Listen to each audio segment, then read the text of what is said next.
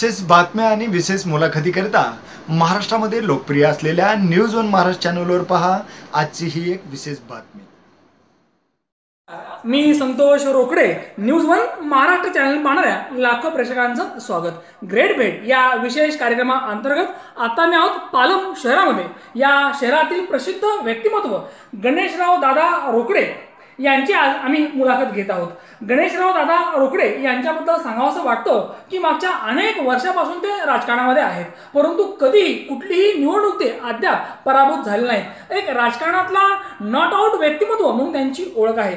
आज घडीला गणेशराव दादा रोकडे हे सन्माननीय जिल्हा परिषद सदस्य आहेत, त्याचबरोबर ते जिल्हा परिषदेचे माजी सभापती आहेत, डीसीसी बँकेचे ते तज्ञ संचालक आहेत आणि भाजपा प्रदेश कार्यकारिणीचे ते सदस्य आहेत। अगदी कुठलीही निवडणूक असो, अगदी त्या निवडणुकीमध्ये ते सांगतायत की मला करण्यासारखं काही नसतंच, कारण मी समाजामध्ये लोकांमध्ये नेहमीच मिसळून असतो आणि माझी निवडणूक जनता हातामध्ये घेते आणि जनता मला निवडून देते। अगदी शेतकऱ्याचे प्रश्न असतील, शेतमजुराचे प्रश्न असतील, कुठल्याही व्यक्तीचा कोणताही प्रश्न असो, तो प्रश्न सोडवण्यासाठी दादा नेहमीच रस्त्यावर येतात आणि त्या व्यक्तीला न्याय भेटला पाहिजे ही भूमिका गणेशराव दादा रोकडे यांची पहिल्यापासूनच राहिली आहे। आणि म्हणूनच या ठिकाणी पालम असेल, पूर्णा असेल किंवा गंगाखेड असेल, या पूर्ण तालुक्यामध्ये जर विचार केला तर लोकांच्या मनामध्ये आता एकच शब्द आहे, आमचे भावी आमदार म्हणजे गणेशराव दादा रोकडे। निश्चितपणे लोकांना वाटतं आता की आमचे प्रश्न सोडवण्यासाठी अगदी विधानसभेमध्ये आमच्या हक्काचा माणूस पाहिजे आणि ती व्यक्ती म्हणजे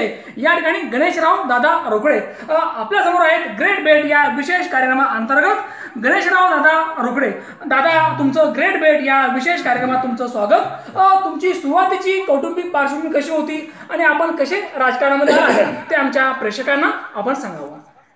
मी शेतकरी कुटुंबाचा, माझे वडील शेतकरी होते आणि मी राजकारणामध्ये 1977 मध्ये तालुका खरेदी विभागाचा चेअरमन झालो आणि शाळेत शिकत असताना, कॉलेजमध्ये शिकत असतानाच राजकारणात पडल्यामुळं अगदी लहान वयामध्ये, वयाच्या 18-19व्या वर्षी पालम गंगाखेड तालुका खरेदी विभागाचा चेअरमन होण्याचा मान मला मिळाला आणि मी पहिल्यापासूनच कॉलेज जीवनापासून असो किंवा राजकारणामध्ये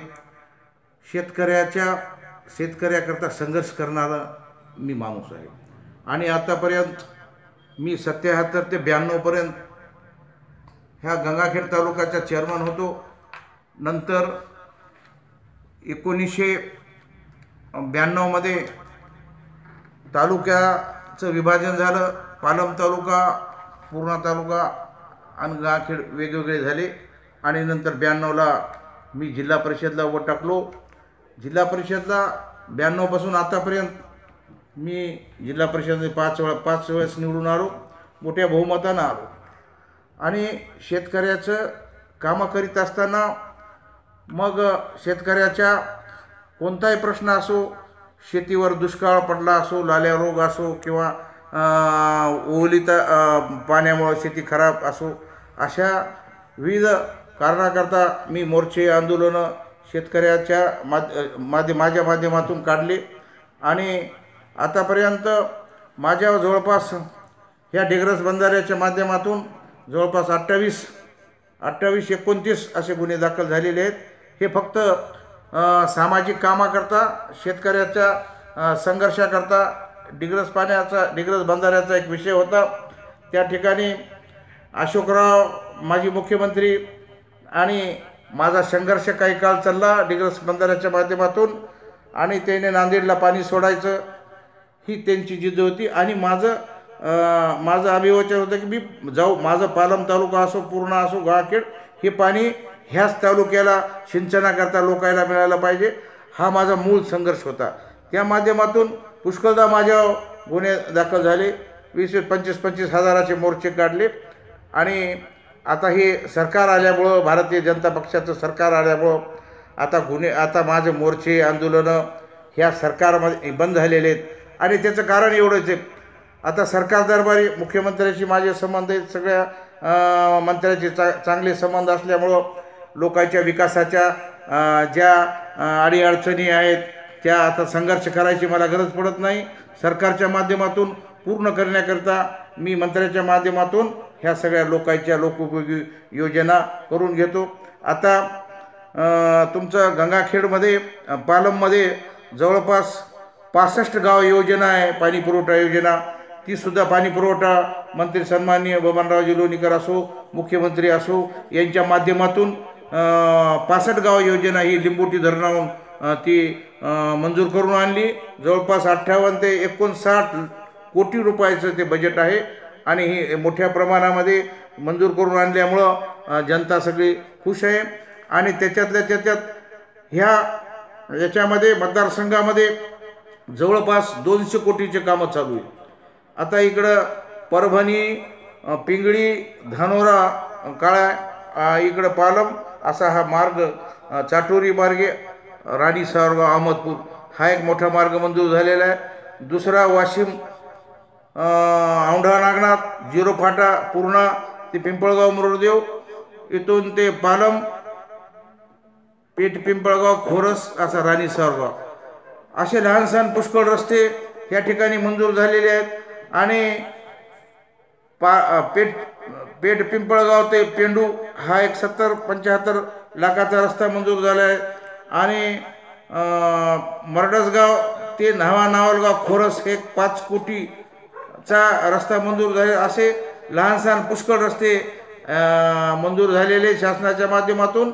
आणि पालमची सुद्धा 32 कोटीची योजना ह्या शहराची ही सुद्धा मार्गी लागलेली आहे. त्याचं TS झालेलं आहे. थोड्याच दिवसामध्ये अधिवेशन झाल्याच्या नंतर त्यासुद्धा योजनेला मान्यता मिळणार आहे. आणि पालम शहरामध्ये सर्व वार्ड असो, गल्ल्या असो, भरीव प्रमाणामध्ये निधी इथं शासनाच्या माध्यमातून, मुख्यमंत्र्यांच्या माध्यमातून 25 ते 30 कोटी रुपयाचा निधी इथं मंजूर करण्याच्या दृष्टिकोनातून मी प्रयत्न केलेत आणि कामंसुद्धा चालू आहेत.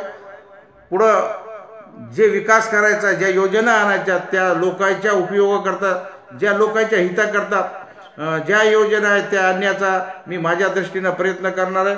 आणि अहोरात्र जनतेच्या सेवेकरता, जनतेची सेवा करणं हे ब्रीद वाक्य माझं आहे. आणि माझ्या जीवातला जीव प्राण असेपर्यंत मी जनतेचे सेवेला कुठेही कमी पडणार नाही. मी सामान्य शेतकऱ्याचा मुलगा आहे आणि मला जनतेच्या अडीअडचणी सोडणं हे मी आद्य कर्तव्य समजतो. मी जनतेच्या अडीअडचणी सोडण्याकरता, कुठल्याही संकटाला पुढं जाण्याकरता मी तयार आहे.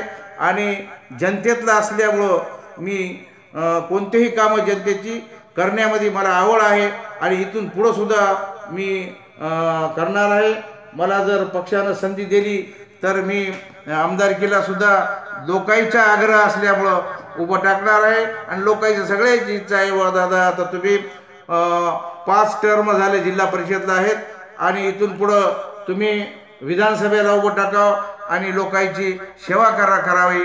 आणि माझी तीच इच्छा आहे की आता उरलेला काळ विधानसभेमध्ये आपण जर तिकीट दिलं तर सर्व लोक मला माझ्या पाठीमागे आहेत. मग ते जाती भीतीचा प्रश्न नाही, सर्व समाजातले, सर्व जातीचे आणि कुठेही मतभेद नाही. आणि त्याप्रमाणे पक्षानं जर संधी दिली तर माझी इच्छा आहे या माध्यमातून लोकांची याच्याहून चांगली सेवा करीन आणि सगळ्या योजना लोकांच्या दारी पोहोचण्याकरता मी प्रयत्न करीन. धन्यवाद. पाहिलं आपण की या पालम नगरीचं, या तालुक्यातलं एक प्रसिद्ध, एक कुशाग्र व्यक्तिमत्व गणेशरावदादा रोकडे हे पहिल्यापासूनच राजकारणामध्ये सक्रिय आहेत आणि कुठलीही निवडणूक ते अद्यापर्यंत अगदी हरलेले नाही आहेत. प्रत्येक निवडणूक त्यांनी जिंकलेली आहे आणि लोकांना वाटतं की आत्तापर्यंत एवढ्या निवडणुका जिंकलेल्या आहेत तर येणारी विधानसभा निवडणूकसुद्धा दादा सहज जिंकतील. कारण या ठिकाणी ही निवडणूक जिंकण्याचं कारण असं आहे की दादा पहिल्यापासून जनतेमध्ये आहेत आणि जनतेचे प्रश्न, शेतकरी शेतमजुरांचे प्रश्न सुटले पाहिजेत यासाठी दादांनी पहिल्यापासून लढा पुकारला. आणि प्रसंगी त्यांच्यावर अनेक या ठिकाणी गुन्हे दाखल झाले, परंतु हे गुन्हे स्वतःचे नव्हते तर अगदी लोकांना न्याय भेटला पाहिजे यासाठी त्यांनी लढा दिला आणि त्या लढ्याला यश सुद्धा आलं. आणि म्हणूनच लोक सांगतायत की आमचे आमदार, भावी आमदार म्हणजे गणेशराव दादा रोकडे. दादा, तुमचं शैक्षणिक आणि सामाजिक कार्य सुद्धा खूप उल्लेखनीय आहे, त्याबद्दलही आमच्या प्रेक्षकांना आपण सांगावं. माझं शिक्षण पीपल्स कॉलेजला नांदेडला त्यावेळेस मॅट्रिक झाल्याच्या नंतर पी यू सी होती. नंतर मी फर्स्ट इयर पास झालो. सेकंड इयरला ॲडमिशन घेतलं. सेकंड इयरला ज्यावेळेस मी ॲडमिशन घेतलं 1975 वर्ष. नंतर मी मग इथं काही नेत्यांनी, वरिष्ठ नेत्यांनी असं ठरवलं की मला राजकारणात, मग तिथं आले. पंचायत समिती सभापती त्यावेळेस ते सन्माननीय व्यंकटराव मावा पिंपळगावकर होते, बोमशेटे, अशी 4-5 दत्तराव जोळेकर. तिथं मी कॉलेजला असताना तिथं म्हणले आता तुम्हाला फॉर्म भरायचा आहे निवडणुकीचा. मी म्हणलं मला शिकू द्या. म्हणलं कशाला फॉर्म भरता, मी सेकंड इयरला आहे, मला फायनल करायचं आहे. नाही म्हणले फॉर्म भरा. नंतर माझं सेकंड इयरला असताना ते खरेदी विक्री संघाचा फॉर्म भरला. योगायोगानं निवडून आलो. मी निवडून आल्यानंतर तिकडंच रमलो. इकडं मग ते कॉलेजचा नाद सुटला माझा. आणि मग मी पूर्ण त्या जनसामान्यामध्ये रमलो. त्याच्यामुळं मी लहान वयामध्येच राजकारणामध्ये असल्यामुळं आतापर्यंत मला रणनीती राजकारणातले संपूर्ण माझ्या डावपेच मला माहीत आहेत.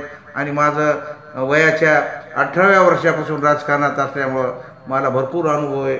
मोर्चे, आंदोलनं, सभा, रस्ता रोको ह्या सगळ्या माध्यमातून मी गेल्यामुळं आता मी 24 तास लोकांची सेवा करतो. कशा पद्धतीने या ठिकाणी गणेशराव दादा रोकडे यांचं शैक्षणिक, सामाजिक आणि राजकीय कार्य उल्लेखनीय आहे.